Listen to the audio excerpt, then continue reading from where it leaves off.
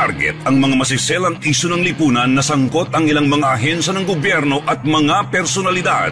Hihimayin ang iba't ibang mga isyu, balita at usapin. Puntirya ang mga tiwali at ilalantad ang mga mali sa pamahalaan. Walang sasantuhin. Tamaan na ang tamaan. Kung salot ka sa bayan, sapul ka ni Rex Cayano sa Target On Air. Oras hatid sa inyo ng Grand 88 Gaming Corporation. Panatilihing masaya ang paglilibang. Magtakda na oras at limitahan ang gastos sa paglalaro. Huwag magsugal kung nalulungkot. Huwag hayaang makasira ng buhay at pamilya. Para sa impormasyon ukol sa responsible gaming, tumawag lamang sa hotline number 02-8404-0171 o bisitahin ang www.casinofilipino.ph. Isang mensahe mula sa PAGCOR. Gambling is for 21 years old and above only. Keep it fun. Game responsibly. Yung pagtalaga ho mga kaibigan ng Kamara kay Congressman ng 2nd District kay David J. Suarez, siya na pala ho yung bilang bagong Deputy Speaker.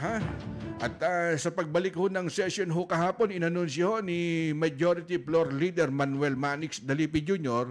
yung pagtalaga ho mga kaibigan kay Congressman Suarez bilang kapalit ni dating House Deputy Speaker at Batangas 6th District Congressman Ralph Recto. Di ba nilagay po siya bilang kalihim ng Department of Finance at siya ho yung mangangasiwa.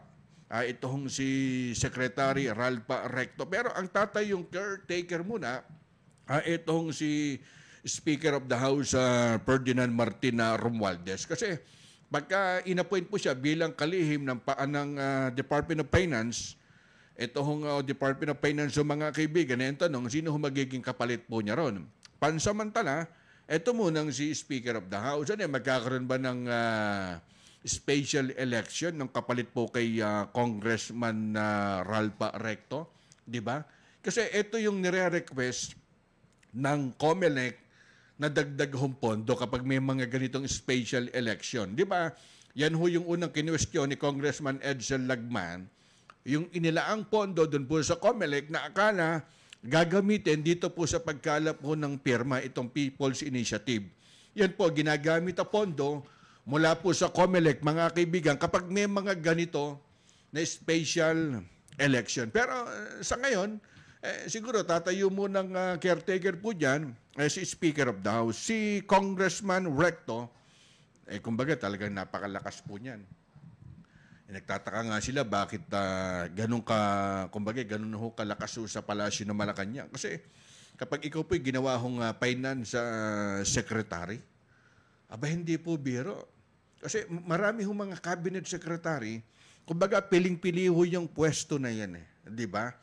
Halimbawa, pag nanalong presidente, si President BBM, matagal pa ho yung election binubuo na pala ho yung cabinet team.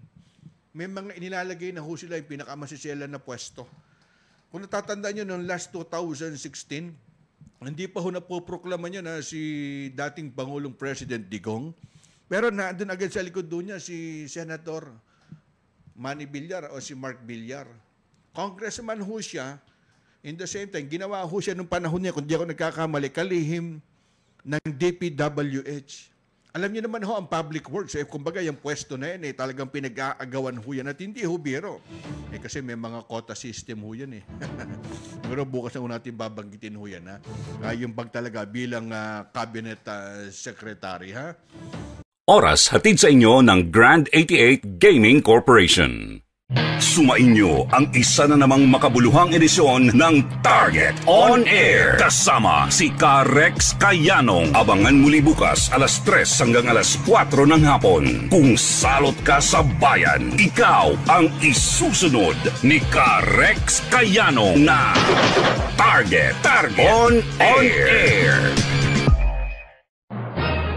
Nangunguna sa balita, impormasyon, musika, komentaryo at serbisyo publiko. Ito ang DZME 1530. Una sa kanan, ang himpilang may paninindigan.